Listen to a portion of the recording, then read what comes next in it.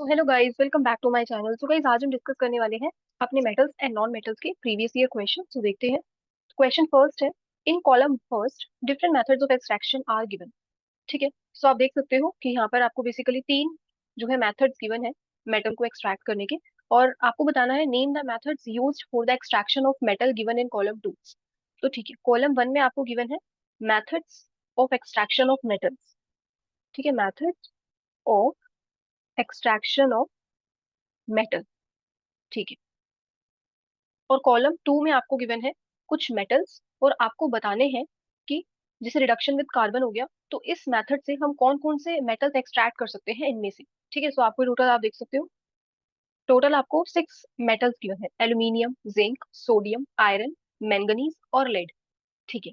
सो आपको बताना है हम इसमें से कौन से मेटल्स जो है इस मेथड से, फर्स्ट वाले मेथड से एक्सट्रैक्ट कर सकते हैं रिडक्शन विद कार्बन से। फिर नेक्स्ट आपको बताना है कि हम इलेक्ट्रोलिटिक रिडक्शन से कौन कौन सी मेटल्स इसमें एक्सट्रैक्ट कर सकते हैं। फिर इसी टाइप से रिडक्शन विद एल्यूमिनियम का भी बताना है कि यहाँ से हम कौन कौन से मेटल एक्सट्रैक्ट कर सकते हैं थर्ड वाली मेथड से। ठीक है। तो इससे पहले हम एक बार देखते हैं कि बेसिकली हम मेटल्स को एक्सट्रैक्ट करते कैसे हैं। ठीक है। तो देखो, जैसे अगर हम बात करें कि हम मेटल्स को कैसे एक्सट्रैक्ट करते हैं, तो हम ये देखते हैं। जैसे कोई मेटल है, फॉर एग्जाम्पल मर्क्यूरी है, Hg। Hg सिंबल से हम इसको रिप्रेजेंट करते हैं। ठीक है। अब देखो, ये जो मर्क्यूरी है, ठीक है, ये मर्क्यूरी मेटल हम कैसे एक्सट्रैक्ट कर सकते हैं। तो आपसे पूछा जाता है कि आप ऐसा और बताओ कि जिससे हम मर्क्यूरी मेटल को एक्सट्रैक्ट कर सके। ठीक है, नेम दैट ओर। सो आपको बेसिकली कहाँ से मेटल मिलता है, ओर से। तो सबसे पहले हम ओर से स्टार्ट करते हैं। ठीक है। जैसे अगर हमें मर्क्यूरी का और देखें तो इसका और होता है HgS। ये है इसका सल्फाइड ओर, सिनाबार इसका नेम है। ठीक है। सिनाबार नेम से हम इसको बेसिकली देखते हैं कि आपको सिनाबार ओर से हमें मिलता है, और आप इससे कोई इन जनरल आप कह सकते हो ये क्या है, हमारे पास सल्फाइड ओर है। जैसे दो टाइप्स के ओर आप देखते हो, कार्बोनेट ओर और सल्फाइड ओर। तो ये है आपके पास सल्फाइड ओर, और इस ओर का नेम क्या है, सिनाबा। ठीक है। सो ये हो गया आपके पास कि हम ओर से लेकर आ रहे हैं अपने मेटल को। ठीक है। सो देखो, अब ओर्स क्या होते हैं, और ओर्स भी कहाँ से आते हैं, मिनरल से। ठीक है। तो और हमें कहाँ से ऑब्टेन होते हैं, मिनरल से। तो बेसिकली पहले हम मिनरल्स को देखते हैं कि क्या होता है। तो बेसिकली मिनरल्स हमारे वो एलिमेंट्स हैं, या फिर आप कह सकते हो कि वो कंपाउंड्स हैं। ठीक है। जिसको हम कहाँ से एक्सट्रैक्ट करते हैं, अर्थ क्रस्ट में से। तो मिनरल्स कहाँ से आते हैं, अर्थ क्रस्ट में से। ठीक है। सो ठीक है। तो मिनरल हमारे आ रहे हैं अर्थ क्रस्ट में से। अब इसके बाद आता है ओर्स। अब ये ओर्स कहाँ से आते हैं, तो ओर्स आते हैं हमारे मिनरल में से। ठीक है। तो मिनरल्स हमारे पास वो एलिमेंट्स हैं, या फिर वो कंपाउंड्स हैं, जिसको हम कहाँ से लेकर आते हैं, डायरेक्टली फ्रॉम अर्थ क्रस्ट। ठीक है। अब इसके बाद ओर्स हमने देखा। अब देखो, ओर्स हमारे पास होते हैं, जैसे हमने HgS की बात की। ठीक है। सो ये हमारे पास ऐसा ओर है कि जैसे अगर आपके पास काफी सारे मिनरल्स हैं, तो आपने ये पर्टिकुलर ओर यूज किया मर्क्यूरी मेटल को एक्सट्रैक्ट करने के लिए। इसी टाइप से आयरन का भी एक पर्टिकुलर ओर होता है। ठीक है। तो उस वहाँ जैसे अगर आपको Fe मेटल एक्सट्रैक्ट करना है, तो इसके लिए भी आपको क्या लाना पड़ेगा, इसका ओर। ठीक है। तो आपको जोन सा भी मेटल एक्सट्रैक्ट करना है, आप उसके लिए एक ओर देखोगे। ठीक है, एक स्पेसिफिक ओर होगा हर एक मेटल के लिए। ठीक है। तो मिनरल से ही ओर निकल के आ रही। ठीक है। ओर्स कहाँ से आ रही है, बेसिकली मिनरल से ही। इसके बाद हम क्या करते हैं, जो हमारे ओर्स हैं, जो हमारे, अगर आप देखो कि जो हमारे ओर्स हैं, इसको हम क्या करते हैं, कंसंट्रेट। तो नेक्स्ट स्टेप हमारा है कंसंट्रेशन ऑफ एन ओर। ठीक है। अब कंसंट्रेशन भी हमने देखा था कि क्या होता है प्रीवियस वीडियो में, कि कंसंट्रेशन होता है बेसिकली जो ओर्स होते हैं। ठीक है। तो ओर्स ओर्स में से हम अपनी जो अनवांटेड इंप्योरिटीज हैं, जैसे सैंड, सॉइल, इन सबको रिमूव करते हैं। ठीक है। सो इन सबको रिमूव करने के प्रोसेस को ही हम कहते हैं कि हम अपने ओर को कंसंट्रेट कर रहे हैं। ठीक है। सो यहाँ से बेसिकली हमारे पास जितने भी अनवांटेड इंप्योरिटीज थी वो चली गई। ठीक है। सो इसको हम ऐसे देख लेते हैं कि जितनी भी हमारे पास अनवांटेड इंप्योरिटीज थी वो ओर्स में से चली गई। ठीक है। और ये अनवांटेड इंप्योरिटीज क्या है, सैंड, सॉइल, इस टाइप से। अब नेक्स्ट स्टेप देखते हैं जरा, नेक्स्ट स्टेप क्या होता है। सो नेक्स्ट स्टेप ना, अब देखो, अब ओर्स तो हमें हमारे पास आ गए। ठीक है। अब यहाँ से हम कौन, इन ओर्स में से जो ओर्स हमारे पास आए हैं, यहाँ से हम कौन कौन से मेटल्स को एक्सट्रैक्ट कर सकते हैं। ठीक है, कौन कौन से मेटल्स को हम इस ओर से एक्सट्रैक्ट कर सकते हैं। अब इसके लिए ना जरा एक बार देखो रिएक्टिविटी सीरीज। देखो, अगर आप ये रिएक्टिविटी सीरीज देखो ना, तो देखो आपके कोई मेटल्स ऐसे हैं जो काफी ज्यादा रिएक्टिव हैं, कोई मॉडरेटली रिएक्टिव हैं, और कुछ मेटल्स आपके ऐसे हैं जो काफी कम रिएक्ट करते हैं। ठीक है। सो दे आर लेस रिएक्टिव। तो तीन आपके मेटल्स हैं, तो आपके तीन तरह के मेटल्स हो गए। एक तो आपके पास मेटल हुआ, फर्स्ट अगर हम बात करें, सो आपके पास मेटल्स हैं, metals of high reactivity. In terms of reactivity हम बात कर रहे हैं कि हमने तीन टाइप से डिवाइड कर दिया, मेटल्स ऑफ हाई रिएक्टिविटी, इसके बाद है मेटल्स ऑफ मॉडरेट रिएक्टिविटी आप कह सकते हो, या फिर मीडियम रिएक्टिविटी। ठीक है, सो यहाँ हमने रिएक्टिविटी की टर्म्स में तीन टाइप से मेटल को कैटेगराइज कर दिया, metals of low reactivity. So all right, so अब हमारे पास तीन टाइप के मेटल्स हो गए, और अब इसमें हम देख भी लेते हैं कि हम कौन कौन से मेटल को स्टडी करते हैं। तो अगर मैं फर्स्ट वाले की बात करूं कि जो हाई रिएक्टिव है, तो यहाँ पर हम देखते हैं बेसिकली सोडियम, पोटेशियम। तो ये आपका पोटेशियम हो गया, के से रिप्रेजेंट करते हैं सोडियम Na। इसके बाद आपका कैल्शियम है, ठीक है। इसके बाद आपका मैग्नीशियम है, Mg। और एल्यूमिनियम, तो आप यहाँ से देख सकते हो ये पोटेशियम से लेके एल्यूमिनियम तक, इसको हमने रखा है फर्स्ट वाली कैटेगरी में, means metals of high reactivity में। ठीक है, सो ये आपके आ गए, कितने हैं ये आपके, टोटल 5 मेटल्स हैं जिसको हमने रखा है। ठीक है, सो ठीक है। अब फिर नेक्स्ट आता है मेटल्स ऑफ मीडियम रिएक्टिविटी। तो इस केस में हम अपने कितने मेटल्स को रख रहे हैं बेसिक, सो यहाँ हम इंक्लूड करते हैं किसको, जैसे हमारे पास ये मेटल्स हैं, सो एक बार देखो। सो देखो मेटल्स ऑफ मीडियम रिएक्टिविटी में हम कौन कौन से मेटल्स को रख सकते हैं। सो देखो जिंक, आयरन और लेड। ठीक है, इन तीनों मेटल्स को हम रखने वाले हैं किसमें, मीडियम रिएक्टिविटी में। ठीक है, तो zinc, Fe and lead is Pb। ठीक है, फिर मेटल्स ऑफ लो रिएक्टिविटी में हम रखते हैं मर्क्यूरी को एंड कॉपर। ठीक है, सो आप ये इस टाइप से देख सकते हो कि मेटल्स ऑफ हाई रिएक्टिविटी में ये 5 मेटल्स, मीडियम रिएक्टिविटी में ये तीन है, और लो रिएक्टिविटी में मर्क्यूरी और कॉपर। ठीक है, अब इसको कैसे कैसे हम जो है एक्सट्रैक्ट कर सकते हैं, सो बेसिकली कौन कौन से स्टेप्स हैं तो एक बार देखते हैं। सो देखो, अगर हम हाई रिएक्टिविटी मेटल्स की बात करें, ठीक है, तो इसे हम एक्सट्रैक्ट करते हैं इन सारे मेटल्स को कैसे, इलेक्ट्रोलिटिक रिडक्शन से। ठीक है, सो इलेक्ट्रोलिटिक रिडक्शन से हम इन सब मेटल को एक्सट्रैक्ट कर सकते हैं। सो इलेक्ट्रोलिसिस ऑफ मोल्टन ओर्स। ठीक है, तो ठीक है, जैसे अगर सोडियम है ना, ठीक है, तो इसका हम क्या लेंगे, मोल्टन क्लोराइड लेंगे। जैसे Na है तो इसका मोल्टन क्लोराइड हो जाएगा NaCl। ठीक है, तो NaCl जो मोल्टन स्टेट में होगा, ठीक है, NaCl मोल्टन स्टेट। सो इससे हम क्या कर सकते हैं, सोडियम मेटल को एक्सट्रैक्ट कर सकते हैं NaCl से। इसी टाइप से जो मैग्नीशियम है, हम मैग्नीशियम क्लोराइड लेंगे मोल्टन स्टेट में, और फिर वहां से एक्सट्रैक्ट करेंगे किसको, मैग्नीशियम को। ठीक है, तो ये तो हो गया हमारे पास इलेक्ट्रोलिसिस ऑफ मोल्टन और फिर हमें यहाँ से क्या मिल जाएगा, आफ्टर इलेक्ट्रोलिसिस प्योर मेटल। ठीक है, प्योर मेटल हमें यहाँ से मिलेगा। ठीक है, सो ये तो हमने करवाया metals of high high reactivity का इलेक्ट्रोलिटिक रिडक्शन। ठीक है, सो यहाँ से हमारे पास हुआ इलेक्ट्रोलिटिक रिडक्शन। सो यहाँ देखो आप, ये जितने भी मेटल्स हैं इन सबका हो रहा है इलेक्ट्रोलिटिक रिडक्शन। ठीक है, सो नेक्स्ट अब देखते हैं मेटल्स ऑफ मीडियम रिएक्टिविटी। ठीक है, सो अगर मीडियम रिएक्टिविटी जैसे जिंक, आयरन और लेड हो गया, इन सब की रिएक्टिविटी की बात करें, तो हम इसको कैसे कैसे ले सकते हैं। तो देखो, इन तीनों को हम कार्बोनेट ओर से और सल्फाइड ओर से, दोनों से एक्सट्रैक्ट कर सकते हैं। तो यहाँ पर आपके पास आएगा कार्बोनेट ओर, और सो आपके पास दो टाइप्स के ओर होते हैं कार्बोनेट। सो आप कार्बोनेट ओर से भी एक्सट्रैक्ट कर सकते हो इन तीनों मेटल को, as well as sulphide ore से भी। ठीक है, अब देखो कार्बोनेट ओर अगर होगा आपके पास, जैसे जैसे जिंक की अगर हम बात करें तो जिंक कार्बोनेट होता है ZnCO3। ठीक है, जिंक कार्बोनेट है, तो आप जिंक कार्बोनेट लोगे, ठीक है, और इसका क्या करवाओगे आप, कैल्सिनेशन। कैल्सिनेशन अभी हम देखेंगे डिटेल में, नेक्स्ट क्वेश्चन जो है इसी पर ही है, कैल्सिनेशन पर। और सल्फाइड ओर के केस में होती है रोस्टिंग। अगर आपने सल्फाइड ओर लिया है, फॉर एग्जांपल जिंक का ही आपने सल्फाइड ओर लिया, जिंक सल्फाइड ले लिया आपने, तो फिर इस केस में हम करवाएंगे रोस्टिंग।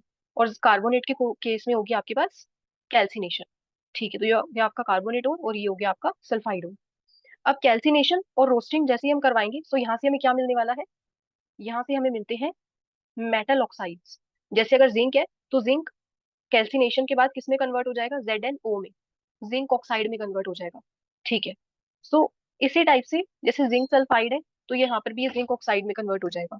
ठीक है, सो आपके पास दो प्रोसेस थे, और आपको मिलने क्या वाला है, कैल्सिनेशन से भी और रोस्टिंग से भी ऑक्साइड मिलने वाले हैं। ठीक है, तो यहाँ से मेटल ऑक्साइड्स मिल गए हमें। अब नेक्स्ट स्टेप में ऑक्साइड्स मिले हैं, अभी मेटल नहीं मिला प्योर, तो फिर इस मेटल को हम क्या करवाएंगे, रिडक्शन। सो नेक्स्ट स्टेप होगा रिडक्शन ऑफ मेटल। ठीक है, so reduction of metal, so metal का रिडक्शन करवाएंगे। इसके बाद फिर प्योरिफिकेशन। तो नेक्स्ट स्टेप होता है प्योरिफिकेशन, प्योरिफिकेशन ऑफ मेटल। सो ये हो गया प्रोसेस किसका, मीडियम रिएक्टिविटी के मेटल्स का।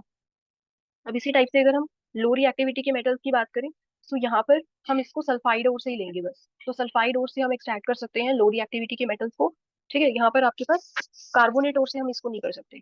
ठीक है, अब देखो सल्फाइड ओर से, तो सल्फाइड ओर के केस में क्या होती है, रोस्टिंग।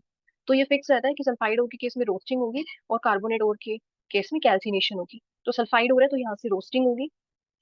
फिर सेम प्रोसेस वही, रोस्टिंग से आपको क्या मिलने वाला है, ऑक्साइड मिलेगा। और ऑक्साइड के बाद आपको तो यहाँ से मेटल का ऑक्साइड मिलेगा। फिर ऑक्साइड से आपको मेटल मिलेगा, रिडक्शन करवा सकते हो। और यहाँ पर बेसिकली हम, अगर आप रिडक्शन देखो ना, तो इस केस में हम देखेंगे कि कैसे हम मेटल ऑक्साइड से मेटल में कन्वर्ट करते हैं, रिडक्शन करवा के या फिर हीटिंग करके, और फिर यहाँ से रिफाइनिंग। ठीक है, सो ये मिल गए हमारे पास लो रिएक्टिविटी के मेटल्स। अब देखो जरा, ये हो गए हमारे लो रिएक्टिविटी के लिए। तो इसको हम कहाँ से लेकर आ रहे हैं, सल्फाइड ओर से। और इन तीनों मेटल्स को हम कार्बोनेट ओर से भी ला सकते हैं और सल्फाइड ओर से भी।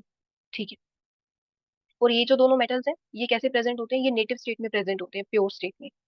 ठीक है, सो ठीक है, सो ये हो गए हमारे पास मेटल्स की एक्सट्रैक्शन। अब जरा यहाँ देखो, सो यहाँ हमें देखना है बेसिकली कि हम रिडक्शन वाले मेथड से, मीन्स अगर हमें रिडक्शन करवाना हो, ठीक है, तो रिडक्शन ऑफ कार्बन से हम कौन कौन से मेटल्स को ला सकते हैं इनमें से। तो देखो, पहले इससे पहले देखते हैं इलेक्ट्रोलिटिक रिडक्शन। ठीक है, इलेक्ट्रोलिटिक रिडक्शन में इजीली बता सकते हैं। देखो एल्यूमिनियम हो गया, ये हाई रिएक्टिविटी है, देखो यहाँ पर एल्यूमिनियम है, हाई रिएक्टिविटी मेटल है, तो इलेक्ट्रोलिटिक रिडक्शन से हम इसको एक्सट्रैक्ट कर सकते हैं। जिंक देखो, जिंक को नहीं कर सकते। ठीक है, जिंक हमारे पास कैसा है बेसिकली, मीडियम रिएक्टिविटी का है, यहाँ देखो मीडियम रिएक्टिविटी का मेटल है। ठीक है, तो इसको नहीं कर सकते। सोडियम को कर सकते हैं, सोडियम हमारे पास कैसा है, हाई रिएक्टिविटी का, यहाँ देखो सोडियम। ठीक है, तो सोडियम भी हमारा आ गया एक और मेटल। आयरन को नहीं कर सकते। ठीक है, फिर इसके बाद लेड को भी नहीं कर सकते। आयरन हमारे पास कैसा है, मीडियम रिएक्टिविटी का, और लेड भी कैसा है, मीडियम रिएक्टिविटी का। तो ठीक है, फिर इसके बाद अगर हम इसकी बात करें Mn की, तो Mg होता है मैग्नीशियम, ये होता है मैग्नीशियम मेटल। अब Mn की अगर हम बात करें, तो ये होता है मैंगनीज। अब इसका प्रोसेस थोड़ा सा अलग रहता है। ठीक है, ये जो मैंगनीज है ना, इसको थोड़ा सा हम अलग देखेंगे कि हम इसको कैसे एक्सट्रैक्ट कर सकते हैं।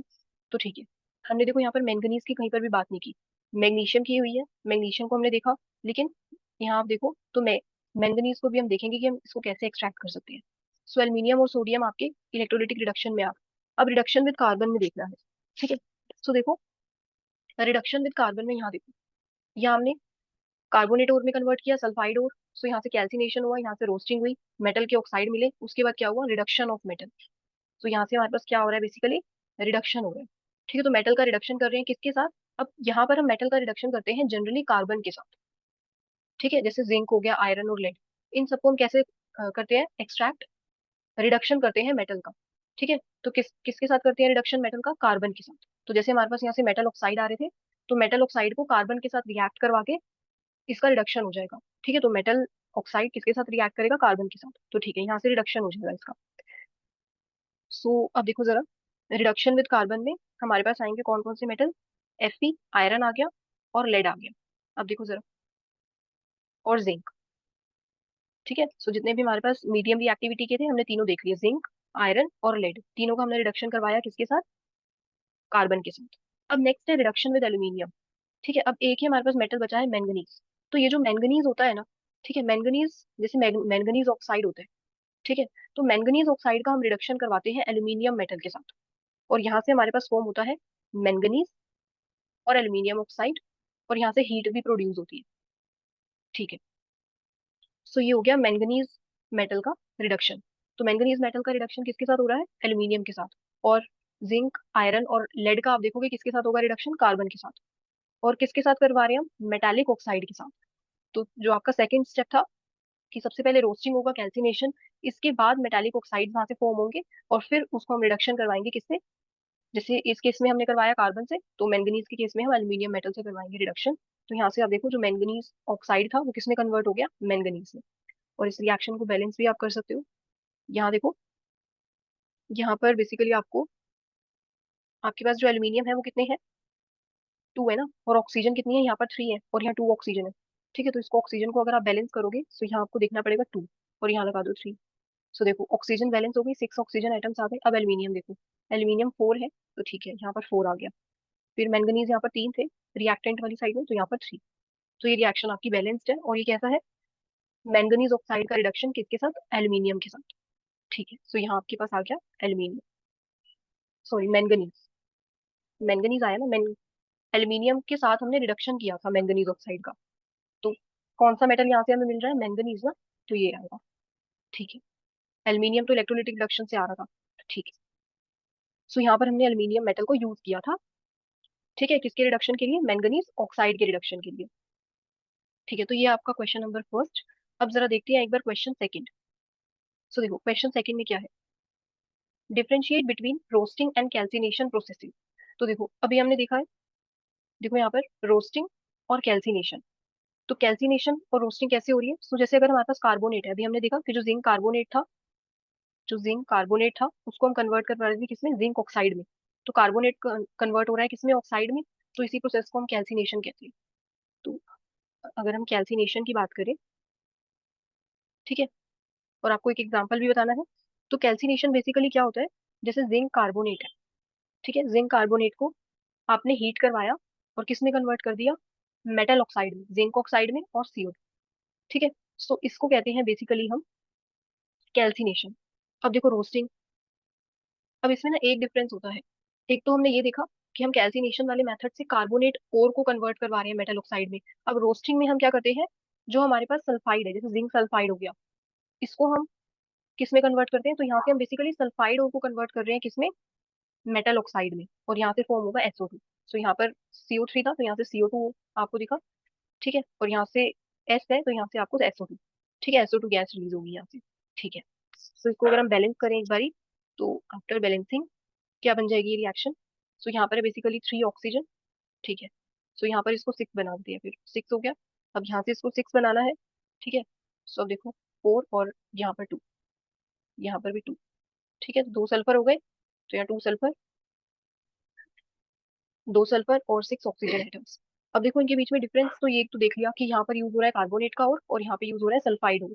अब एक चीज देखो और क्या डिफरेंस है, जो कैल्सिनेशन होती है ना, कैल्सिनेशन में हम क्या करवा रहे हैं, कार्बोनेट और is converted into oxide by heating, by heating in absence of oxygen, in absence of oxygen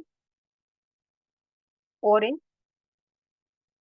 limit, और in limited quantity of air. ठीक है, so in the absence of oxygen होगा, या आप ये कह सकते हो कि in the absence of air और in the limited quantity of air. तो यहाँ आप देखो कि ऑक्सीजन नहीं दिख रहा, लेकिन यहाँ देखो हमने ऑक्सीजन को ऐड किया है रिएक्शन में। ठीक है, तो रोस्टिंग में क्या हो रहा है बेसिकली, जो सल्फाइड ओर है, यहाँ से अगर हम देखें, sulphide ore is converted into oxide by heating in the presence of air. और एयर में भी आप कैसे देखोगे कि यहाँ पर एक्सेस एयर प्रेजेंट रहेगी। ठीक है, by heating in the presence of excess air, तो इस प्रोसेस को हम कहते हैं रोस्टिंग। तो जनरली आप ये क्या डिफरेंस देख रहे हो कि यहाँ पर ऑक्सीजन हमने ऐड नहीं किया रिएक्टेंट में, लेकिन यहाँ पर हमने ऑक्सीजन मेंशन किया है, बिकॉज यहाँ पे एयर कैसी है, एक्सेस एयर। ठीक है, तो ऑक्सीजन आपकी काफी ज्यादा प्रेजेंट है, तो यहाँ आप ऐड करोगे, ठीक है, दिखाओगे कि यहाँ पर O2 प्रेजेंट है, बट यहाँ पर नहीं दिखाना आपको कैल्सिनेशन में, बिकॉज यहाँ पर कैसे हो रही है, कार्बोनेट को कैसे कन्वर्ट हो रहा है, by heating in the absence of air और in limited quantity of air. ठीक है, so that's all about today, so thank you so much for watching.